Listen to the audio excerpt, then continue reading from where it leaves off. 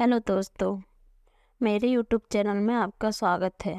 दोस्तों, एक बार की बात है, भगवान श्री कृष्ण द्वारका नगरी में रानी सत्यभामा के साथ सिंहासन पर विराजमान थे।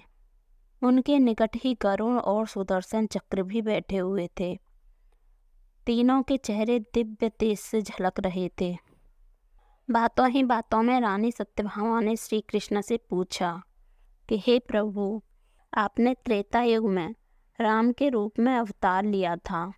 सीता आपकी पत्नी थी, क्या वे मुझसे भी ज़्यादा सुंदर थी? द्वारकाधीश समझ गए कि सत्यभामा को अपने रूप का अभिमान हो गया है। तभी गरुड़ ने भी कहा कि भगवान, क्या दुनिया में मुझसे भी ज़्यादा तेज गति से कोई उड़ सकता है? इधर सुदर्शन चक्र से भी रहा नहीं गया और वह भी कह उठे कि भगवान, मैंने बड़े बड़े युद्धों में आपको विजय दिलाई, क्या संसार में मुझसे भी ज़्यादा शक्तिशाली कोई है?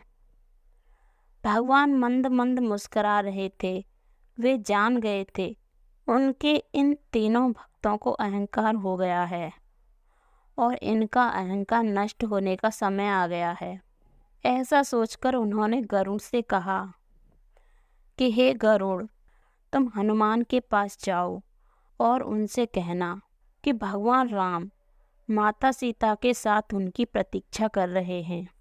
गरुड़ भगवान की आज्ञा लेकर हनुमान जी को लेने चले गए। इधर श्री कृष्ण ने सत्यभामा से कहा कि हे देवी, आप सीता के रूप में तैयार हो जाइए, और स्वयं द्वारकाधीश ने राम का रूप धारण कर लिया। मधुसूदन ने सुदर्शन चक्र को आज्ञा देते हुए कहा कि तुम महल में प्रवेश द्वार पर पहरा दो और ध्यान रहे कि मेरी आज्ञा के बिना महल में कोई प्रवेश न करे। भगवान की आज्ञा पाकर चक्र महल के प्रवेश द्वार पर तैनात हो गए। गरुड़ ने हनुमान जी के पास पहुंचकर कहा कि हे वानर श्रेष्ठ, भगवान राम माता सीता के साथ द्वारका में आपसे मिलने के लिए प्रतीक्षा कर रहे हैं। आप मेरे साथ चलें, मैं आपको अपनी पीठ पर बैठाकर शीघ्र ही वहां ले जाऊंगा। हनुमान जी ने विनयपूर्वक गरुड़ से कहा, हे गरुड़, आप चलिए, मैं आपके पीछे पीछे आता हूँ। गरुड़ ने सोचा, पता नहीं यह बूढ़ा वानर कब पहुँचेगा। खैर, मैं भगवान के पास चलता हूँ। यह सोचकर गरुड़ शीघ्रता से द्वारका की ओर चल पड़े। पर यह क्या, महल में पहुंचकर गरुड़ देखते हैं कि हनुमान जी तो उनसे पहले ही महल में प्रभु के सामने बैठे हैं। गरुड़ का सिर लज्जा से झुक गया। तभी श्री राम ने हनुमान जी से कहा कि हे पवन पुत्र, तुम बिना आज्ञा के महल में कैसे प्रवेश कर गए? क्या तुम्हें किसी ने प्रवेश द्वार पर रोका नहीं? हनुमान जी ने हाथ जोड़ते हुए सिर झुकाकर अपने मुंह से सुदर्शन चक्र को निकालकर प्रभु के सामने रख दिया।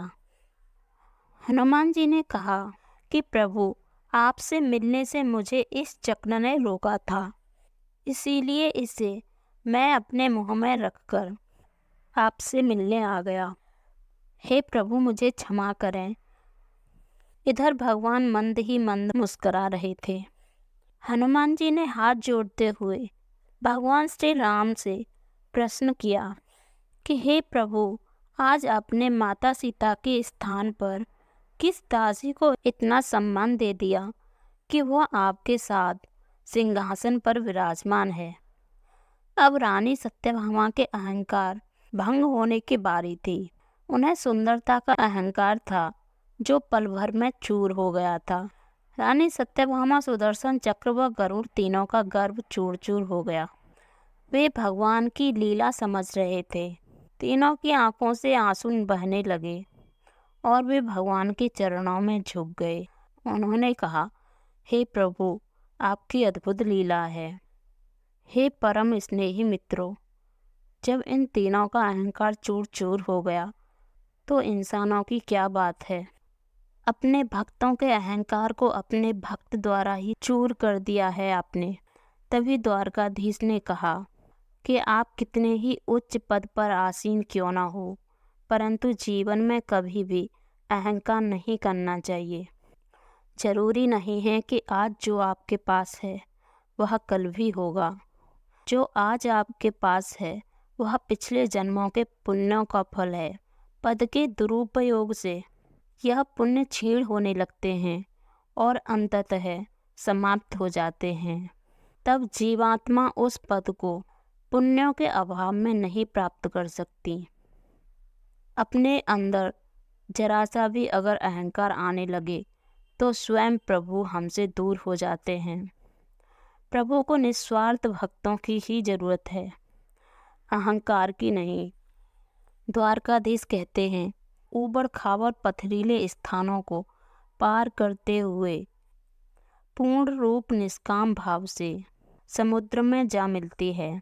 उसी प्रकार धर्म रथ पर आसीन मनुष्य के पास उसके न चाहते हुए भी समस्त सुख संपत्ति, रिद्धियाँ सिद्धियाँ स्वतः आ जाती हैं। भगवान श्री कृष्ण कहते हैं कि सत्य तो यह है कि वे उसकी दासिता ग्रहण करने के लिए लालायित रहती है। जीवन का सत्य आत्मिक कल्याण है, ना कि भौतिक सुख। जिस प्रकार मैले दर्पण में सूर्य देव का प्रकाश नहीं पड़ता है, उसी प्रकार मलिन अंतःकरण में ईश्वर के प्रकाश का प्रतिबिंब नहीं पड़ता है। मलिन अंतःकरण में शैतान अथवा असुरों का राज होता है। अतः ऐसा मनुष्य ईश्वर द्वारा प्रदत्त दिव्य दृष्टि या दूर दृष्टि का अधिकारी नहीं बन सकता। अनेकों दिव्य सिद्धियों एवं निधियों को प्राप्त नहीं कर पाता और खो देता है। सच्चे संतों की वाणी से अमृत बरसता है। आवश्यकता है उसे आचरण में उतारने की।